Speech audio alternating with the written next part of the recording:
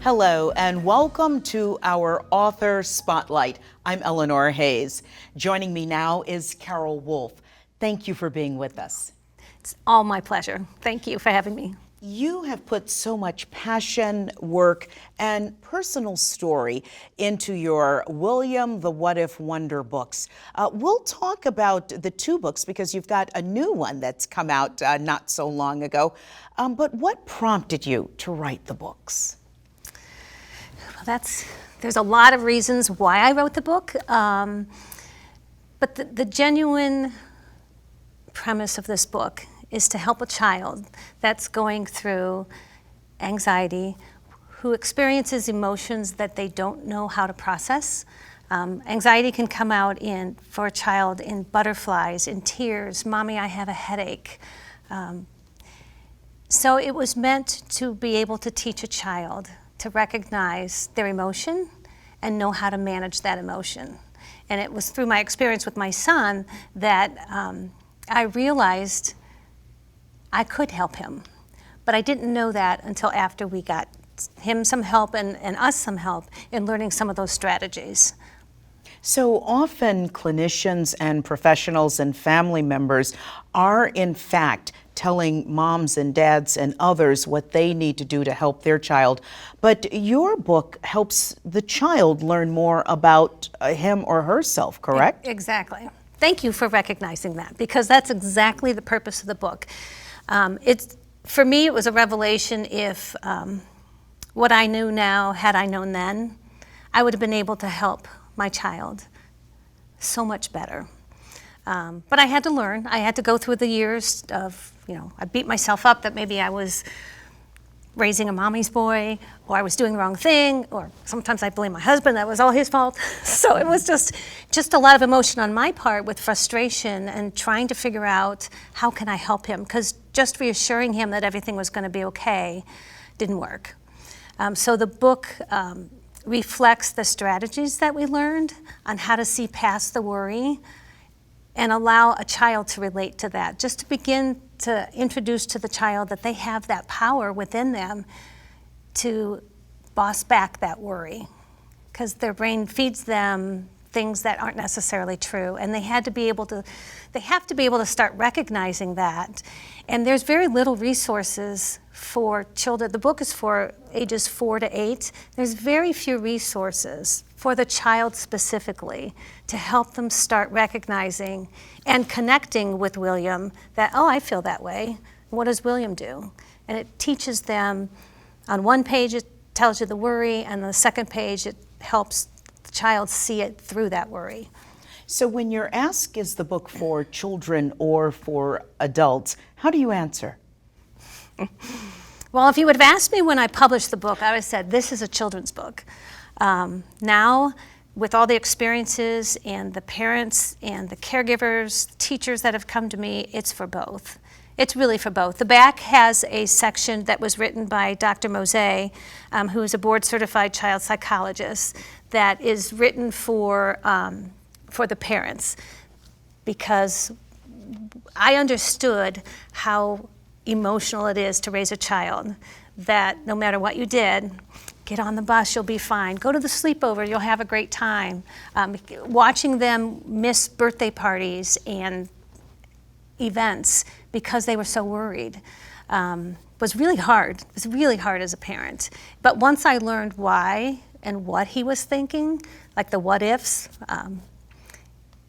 it really helped to understand where his worry was coming from, what he was doing with it, and how I could interact with it. So the section written by Dr. Mose really addresses the parents and caregivers and grandparents. Here's what you can do. Here's how you can help your child move through that emotional moment. So it's for both. In that respect, it's also I've had so many adults come up to me and say, oh my gosh, this is how I felt all my life. I never knew this is what was going on. I actually had I was at a book fair in Cleveland, and the lady came up to me. She bought the book for her first grade student. She was a first grade teacher. And her husband said, can you buy me one too? And she was like, why? You can read this one. He goes, no, I want one for home. He goes, this is the first time in speaking with this lady, which was me, said, that's exactly how I felt all my life. And I explained to him how this came about with my son, and my son had given me a really one-liner that kind of slayed me one day, and it was very emotional for me. He said, Mom, I just had to learn how to be bigger than my worries. And I told that gentleman that, and he left, and he said thank you, and his wife didn't buy him the book. But they came back, and he bought the book, and he said, can you write down again what your son told you? And I did. And he said, I can't tell you how this has changed my life. That all my what ifs, all my brain is telling me one thing to the point that immobilizes me. And he goes, I'm 40 years old. And he goes, but your book has totally revealed to me what's been going on all my life. So it's for both. So that's a long answer to a short question, but I've just experienced it in so many different ways with caregivers, therapists, teachers, grown men thanking me for the book that finally reduces how you can actually manage these worries. Because there can be not only the anxiety that the child is experiencing, but as an adult wondering why they felt the way they did so many years ago and perhaps even now. You've written, of course, 2 books, the first on his first day of school, and then the second book was William the What If Wonder and his sleepover worries. And just in opening the book, because each of these beautifully illustrated pages has pearls of wisdom, but what if it feels like the night is so long? You'll be home soon. Breathe deep to be strong. Right. All of these nuggets. So why did you feel that it was important to have this illustrated in the manner in which it is? Because the pictures are just great. Oh, thank you.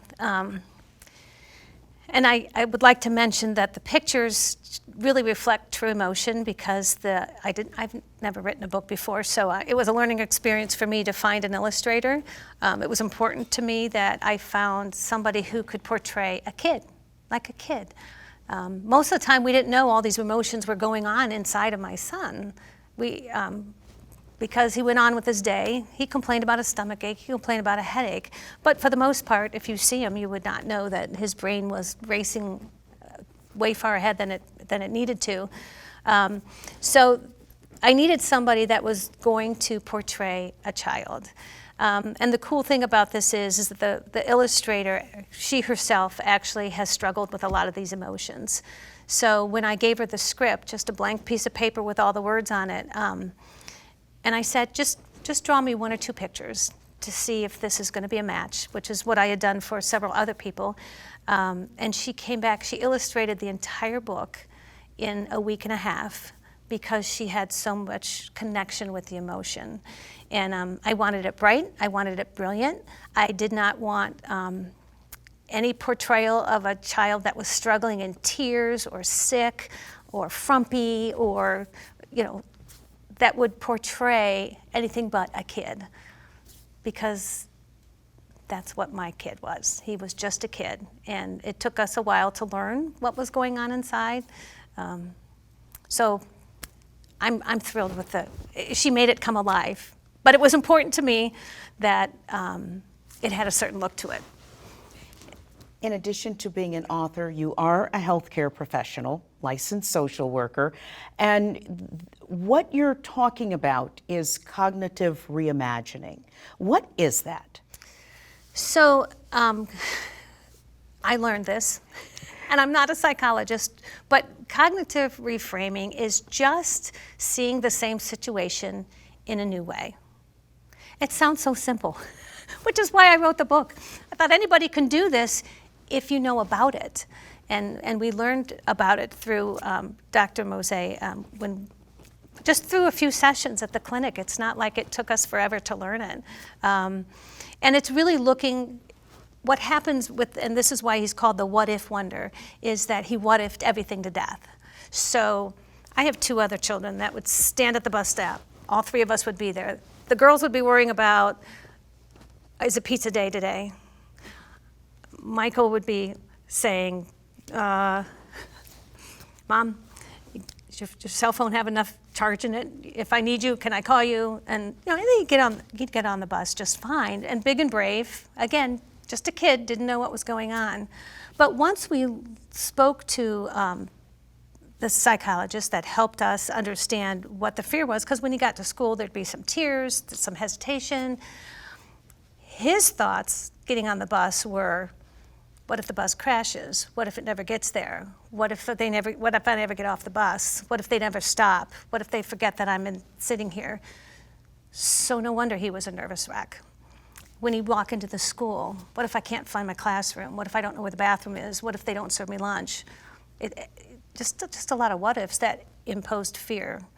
So the cognitive reframing taught us to take that fear, take that worry, listen to it, and reframe it, and go backwards. Did they forget you on the bus yesterday? Did you get to school yesterday? Were you fed yesterday? And just always going backwards to reveal reality. Because every day, the brain would tell them all these worry thoughts that weren't real, that didn't come true. So it's a lot of work. I mean, for a little kid, it's a lot of work.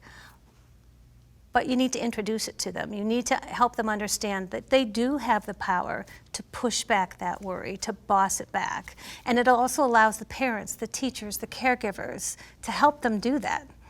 So had I known that, I would have been saying, don't worry, what happened yesterday? Let's talk about what happened yesterday. And he would be able to resolve some of that fear within him. But instead, I was like, go on, listen to other people, get on the bus, you'll be fine. Or I waited for him to grow out of it. And that didn't happen either. And there's a difference between a child with anxiety. I mean, we all have anxiety. We all get uptight about new situations.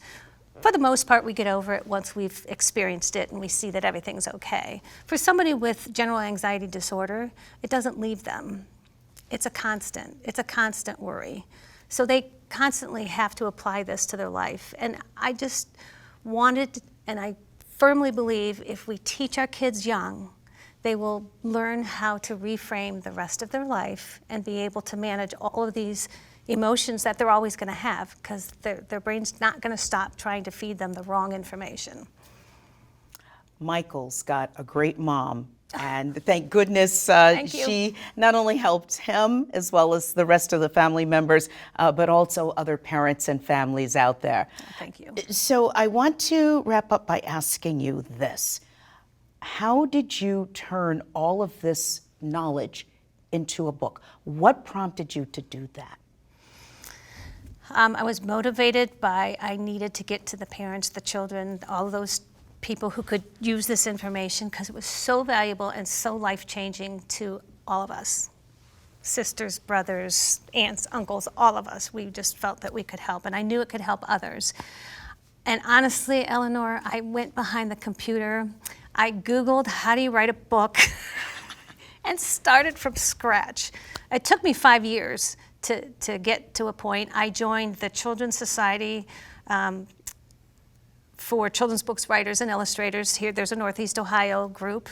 I walked in shaking one day into their conference, not knowing what to expect, but I learned a lot. I found my resources and went from there. I mean, it really was a learning process. And of course, the second and other books moving forward are much easier because I get it. But the publishing industry is complicated and a lot of different avenues that you can take. So I chose to self-publish mine because I knew that I had to hit a kind of a niche audience, just by psychologists, people that were familiar with anxiety that would look, this isn't a book that's going to be a top 10 bestseller because it doesn't necessarily apply to everybody. So I just really focused on my audience to meet their needs. Are there more William What If Wonder books out there? There's one coming. My illustrator's coming in. She moved to Kansas. She's coming in next week, and she's bringing all the pictures. The next one's going to be about William goes to the dentist, because that was always one of those emotional roller coasters when we had to do that. And we're hoping that maybe we would put a workbook together, maybe an interactive, something that the child with coloring pages or something that could help them express their emotions on paper. So to be continued. Carol Wulff, thank you so much for joining us. Of course. To talk about William, the What If Wonders, and all that's in store for him and for families. Yes, thank you. We hope you enjoyed this conversation. We look forward to your comments. Don't forget to like and share.